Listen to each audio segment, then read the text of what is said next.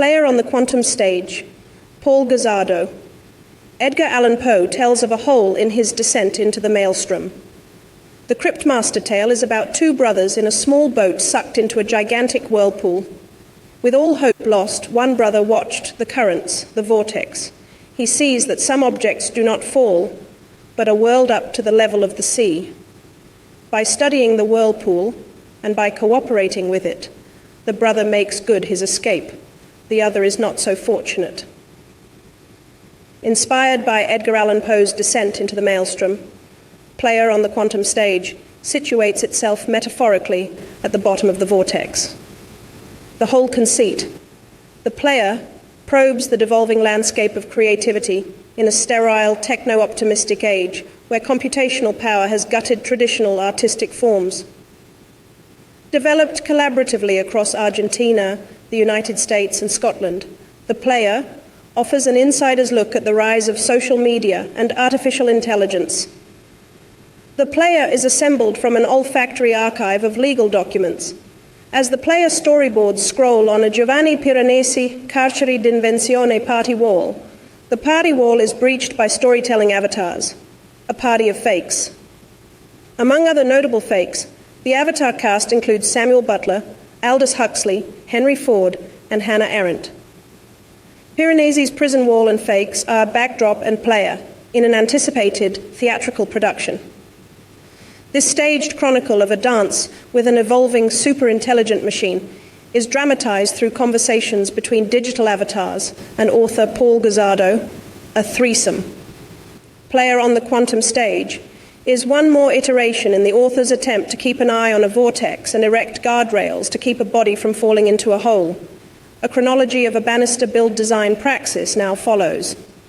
The player is the last in a triad of projects.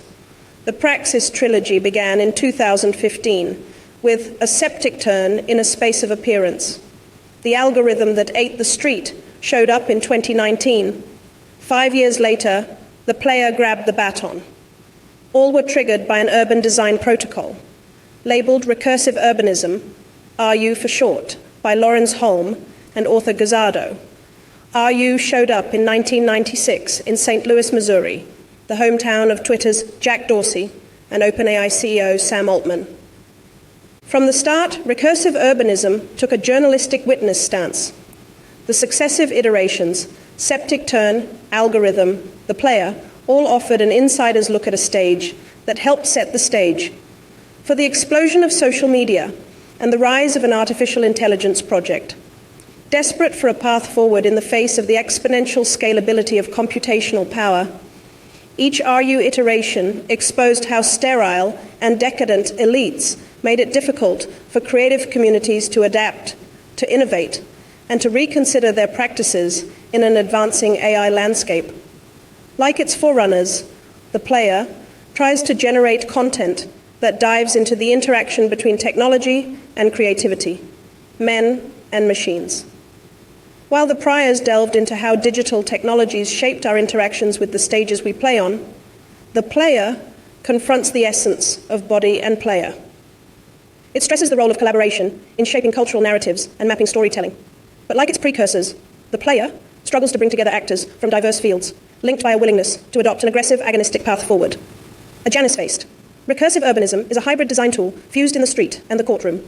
RU aimed to identify epistemic niches, stages where knowledge and creativity converge, nodes as anchors, grounding us amidst rapid technological acceleration. The advancing design tactics included nightclubs, outdoor projections, street front media labs, street theatre, remix concerts, gallery installations, documentary films, webinars, the talk circuit, and of course, lawsuits. RU is a triage initiative. Triage, as in the author Gazzardo's earlier legal work with a UNHCR prioritization effort, UNHCR, the United Nations agency, which is mandated to protect and support refugees. Recursive urbanism is traced to a place and a time, place, St. Louis, Missouri, time 1996 to 2016. This city was home not just to media tinkers, Jack Dorsey and Sam Altman, but to media thinkers. The Jesuit father, Walter Ong, came to St. Louis University in 1938, 1 year after his teacher arrived. The teacher was in St. Louis for 7 years, Walter Ong until his death in 2003. The Jesuit survived his teacher by 23 years. The teacher was Marshall McLuhan. But this algorithmic tale doesn't start in 1937 or 1996, but in July 1429. It opens with the last utterance of the departing French scholar, educator, reformer, poet, and chancellor of the University of Paris, Jean Charlier de Gerson. His last utterance, "May the lilies multiply." The lilies of France, the fleur-de-lis, were the heraldic device of the royal family of France. As long as France fought infidels and heretics, it was believed the protection of the princes of the fleur-de-lis was assured, and this included the most glorious Capetian prince, Louis IX, St. Louis. The descendants of Louis IX ran with it being an algorithm. And, like the finite sequence of mathematically rigorous instructions in successor modern computational algorithms, heraldry's rules governing colors, symbols, and repeatable patterns ensure that the same input will always produce the same output. Despite the Chancellor's blessing, or because of it, the output of that heraldic algorithm slipped into decadence, creative stasis, and something septic turn in a space of appearance. The phrase space of appearance is out of a how-to book by Hannah Arendt. The human condition is her remix tool. It's her creative checklist for those of us in a skirmish with the flat. This idea archaeologist was keen on the Greek street. Arendt understood the classical street. The first time polis is where much of who we are emerged. And it was on the Greek street where Hannah Arendt started routing out tools for a space of appearance. Septic turn looked to Arendt as it described how aggressive groupthink and credentialed elites keep nudging us into a hole. To septic turn, 2015 press releases now follow. These Scottish communiques were first used in a tranche of legal pleadings. The dispatches are now being deployed in the Quantum Player script as blueprint anchors for a theatrical production. 1. The Dundee International Law Society. Guzzardo is a fellow at the Geddes Institute for Urban Research. He is a media activist, designer, and lawyer based in St. Louis and Buenos Aires. He maps the devolving state of the American public sphere. 2. Edinburgh College of Art. A septic turn in the space of appearance. A brief for a city with elites in decline offers a contemporary update on Geddes' citizen survey and civic exhibition. The installation details an ongoing lawsuit between the plaintiff Paul Guzzardo and two defendants, Grand Center, a private corporation with statutory development powers in St. Louis, and Washington University, a bioscience research institution. The Guzzardo case has been in and out of court for 7 years. The core of the lawsuit is whether there are enforceable media ecological standards in using digital technology on the street. Can we do anything about the glut in our public spaces? The algorithm that ate the street was the second in the RU triage cycle. As the moniker suggests, it explored the intersection of urban spaces and digital technology, how algorithms are transforming city streets. Algorithm consisted of a series of probes, a spate of installations, storyboards, articles, academic and popular press, and a line of videos and TikToks. Read the bubble, Algorithm 96, Becoming Stupid. The probes were slides, biopsy-like, chronicling the skirmish between the street and advancing digital tissue. In a line of UNESCO presentations, Algorithm went by the triage sobriquet, DSLB. The digital street lab in a box was presented as kit to keep us, the half-seeing, standing in the face of an unceasing data assault. As a Swiss Army knife in a skirmish with those predictive machines whose goal is to dress a perfect model of who you are, what you want. Given the wave of intern-assigned litigation that recursive urbanism provoked in St. Louis, the DSLB was paired with an ask. The ASK was called St. Louis 1937. It was a proposal for a UNESCO Cultural World Heritage Site designation. 1937, the year that Marshall McLuhan came to St. Louis, was the same year Alan Turing published On Computable Numbers. St. Louis 1937 was a Hail Mary pass, a last resort, to anchor a reflective grammar on St. Louis streets and beyond. While the effort failed, the UNESCO bid offers a probe into a stagnant time and place before, and to borrow from Siegfried Gideon, AI took command. What drives the player on the quantum stage is the hope that this UNESCO World Heritage tale and the resistance it provoked might incite a larger discussion by historians of culture and technology of how we ended up in a hole at the bottom of Edgar Allan Poe's maelstrom, Cities in Devolution. The 3 thick tomes were plopped on the table. Tomes and tableau were part of an installation observing the centennial of Patrick Geddes' Cities in Evolution. The compendiums were there for visitors to thumb through at their leisure. The volumes contained court orders, summonses issued, memorandums filed, motions to quash, municipal bond prospectuses, urban design master plans, proto-quantum stage sketches, and hundreds of pages of witness testimony, reams of paper telling of decadence and a lack of creative imagination. Above the glut was a tableau assembled from fragments of a lost silent film. The nitrate decayed remains are thought to be silver screen residue from Charles Dickens's Bleak House. Now recognised as his ever best, Dickens' tale is about Jarndyce v. Jarndyce, that maddening, interminable lawsuit. Table and tableau, designed by the author, and architects Cameron McEwen and Lawrence Holm, offered visitors a safe space to observe a plunge into a hole. Performative excerpts from one of the tomes below a tableau follow. Like the other passages in this paper outlining plot, characters, and key scenes, it's hoped a heuristic burlesque play will play well while we're wedged in a hole. Paragraph 16. The harm caused to the plaintiff's research is the subject of an exhibition at the University of Dundee. The exhibition, A Septic Turn in a Space of Appearance, opened on October 19th and will close on December 11th, 2015. Exhibition content includes 1. The video depositions of plaintiff, Washington University professor Heather Woofter, and VSRC director Emily Pulitzer. 2. 3 Gazzado's documentaries. 3. A graphic board referencing the novel Bleak House by Charles Dickens. A Septic Turn in a Space of Appearance is part of The City as Thinking Machine, The City in Evolution, which commemorates the centennial publication of Patrick Geddes' Cities in Evolution. Paragraph 32. The media box contract was signed on March 25th, 2004. The contract stated, Gazzado would improve the lot and construct a media box on the property. The media box was a prototype information age structure. Media box programming and content would emphasize the scholarly media and communications heritage of St. Louis University's theorists, Marshall McLuhan and Father Walter Ong.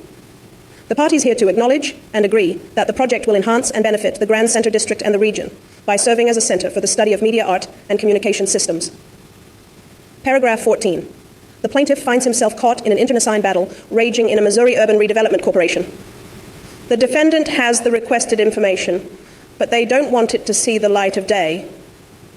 The objections are, in part, intended to protect Director Pulitzer from a claim of director self-dealing. That is why this production request has implications well beyond the plaintiff's claims. The missing documents are both a window into the implosion of a municipal urban redevelopment corporation and an historical record of the fouling of the nation's new media heritage site. Also found beneath the Bleak House altar were other choice legal bits. They described a gonzo agitprop effort to scuttle $1 billion tax referendum. The plebiscite was to keep Eero Saarinen's monument upright and standing. A snippet of a tale about a big deal land deal, the Louisiana Purchase, and 900 tons of polished stainless steel. Now follows order and partial judgment. Plaintiff alleges, Aaliyah, that Callis undertook to represent plaintiff in connection with the option contract that plaintiff earlier entered into with the Grand Center corporations. That Callis purposefully mishandled depositions on crucial issues, e.g., purposely failing to raise issues of director self-dealing because the depositions were coming at a time when voters were being asked to approve the Gateway Arch sales tax referendum, a project that was of critical importance to another Callis client, the Metro East Parks and Recreation District. Plaintiff alleges that because of this conflict of interest, Callis purposely was dilatory in handling the case. That Callis kept plaintiff in the dark regarding the progress of the case, including failing to communicate with plaintiff regarding discovery and depositions. That Callis prevented plaintiff from attending important depositions. That Callis failed to cover specific vital issues during the depositions. And that Callis failed to file any pleadings in response to defendant's motion for summary judgment. Plaintiff alleges that Callis made a calculated decision to sell out the plaintiff and forfeit the case, to make sure that nothing and no one would get in the way of getting the voters to approve a sales tax for renovation of the St. Louis Gateway Arch, which was important to those other Callis clients. Whistleblower filing TCR 1351178585078. United States Securities and Exchange Commission. The conflicts here are many. It's endemic. It's the St. Louis problem. It's the result of a blended public-private power structure. It underlies much of the economic and cultural development in the St. Louis metropolitan area. I know that the Securities and Exchange Commission is not charged to deal in irony, but it is ironic that the attempt to celebrate and mark a new national heritage site is being undermined by an old one, a show of things to come. Over the years, the author has ricocheted between two attempts to describe what's at the bottom of Edgar Allan Poe's hole. One, a mosh pit filled with players from Huxley's Brave New World and Orwell's 1984 banging against one another, For the record, and to give the fictive buttheads their due, they include Bernard Marx, John the Savage, Lenina Crown, Mustafa Mond, Winston Smith, Julia O'Brien, Emmanuel Goldstein, and of course Big Brother. 2, the home to a gillion dressers and clients in an haute couture fitting room. The algorithmic muse is in place, scissors in hand. Loose-fitting, waist-cinched jackets are changing, transforming, tighter, longer, and ever more straight, while the litigious passages that paper this paper might suggest number 1. A seat overlooking a mosh pit of buttheads. Wrong. It's number. 2. It's happening in the fitting room. It's the set for the quantum stage. In 2021, Telegram CEO Pavel Durov did a fashion shoot. The photos feature Durov in minimal clothing, his glistening hard body set against the striking backdrop of a United Arab Emirates desert. Unlike the earlier emperor with that disruptive little boy, our emperors know they are showing skin, and the skin is yours. Thank you.